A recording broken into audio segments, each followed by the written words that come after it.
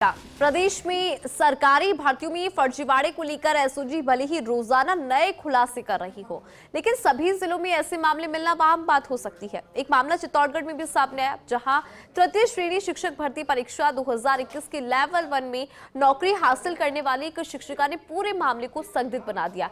9 महीने पहले के प्रकरण में शिक्षा विभाग अभी भी जांच किया जा रहा है, लेकिन विभाग अभी तक मामले में किसी भी नतीजे पर नहीं पहुंचा। पूरा मामला क्या है, ये जानने के लिए देखिए हमारी ये स्पेशल रिपोर्ट। चित्तौड़गढ़ पंचायत समिति की ग्राम पंचायत अरनिया पंथ के राजकीय उच्च प्राथमिक विद्यालय मारा में तृतीय श्रेणी अध्यापक लेवल 1 में तलाकशुदा कोटे से 1 जून 2022 को सीमा मीणा ने ज्वाइन किया था, जिनके खिलाफ संपर्क पोर्टल पर 31 दिसंबर 2023 को तथ्य छिपाकर नौकरी हासिल करने के आरोप लगे। आरोप लगाने वाला कोई और नहीं बल्कि सीमा मीणा का पूर्व पति ही था। शिकायत के बाद शिक्षा विभाग ने 2 सदस्यीय जांच कमेटी का गठन किया, जिसने जांच में संतान और गर्भवती होने के तथ्य छिपाने को सही माना। आश्चर्य की बात तो यह है कि विगत 5 सालों में भर्ती कर्मचारियों के दस्तावेजों की जांच के दौरान पूर्व में जो जांच की थी उसे छिपा दिया और सीमा मीणा ने बाद में जो बयान दिए उसी के आधार पर उसके पक्ष में पॉजिटिव रिपोर्ट सबमिट कर दी। क्यों सवालों के घेरे में शिक्षिका की नियुक्ति? शिक्षिका सीमा मीणा को 1 जून 2022 को परित्यक्ता कोटे से मिली नियुक्ति। सीमा मीणा के खिलाफ दिसंबर 2023 में हुई थी शिकायत दर्ज होने के बाद हुआ जांच कमेटी का गठन।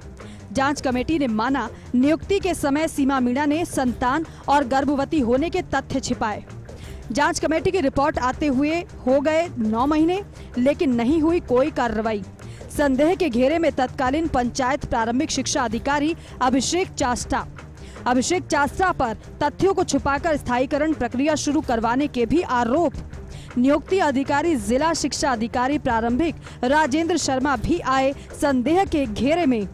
जांच के लिए प्रकरण एसआईटी या एसओजी को क्यों नहीं भेजा गया? क्या शिक्षिका के गलत तथ्यों को छुपाने की एवज में मिला अभिषेक चास्टा को इनाम? हाल ही में शिक्षक दिवस पर राज्य स्तरीय शिक्षक सम्मान समारोह में किया था सम्मानित। आखिर क्या है पूरी गफलत और इस फर्जीवाड़े का सच?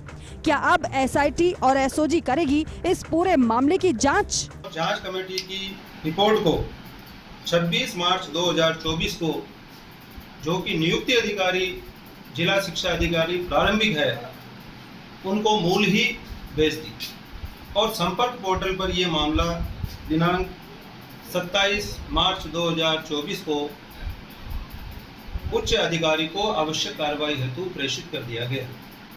हमारे यहाँ जिला स्तर पर दस्तावेज सत्यापन के लिए जो दल गठित किया गया अथवा संबंधित पीओ या सीपीओ द्वारा इस तरह की कोई गलत तरीके से नौकरी हासिल करने के बारे में कोई प्रकरण मेरे संज्ञान में नहीं लाए गए।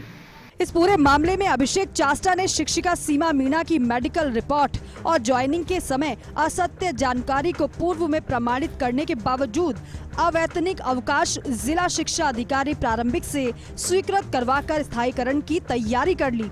सबसे बड़ी बात तो यह है कि शिक्षा विभाग के नटवर लाल अभिषेक चास्टा को हाल ही में शिक्षक दिवस पर राज्य स्तरीय शिक्षक सम्मान से सम्मानित भी किया गया है।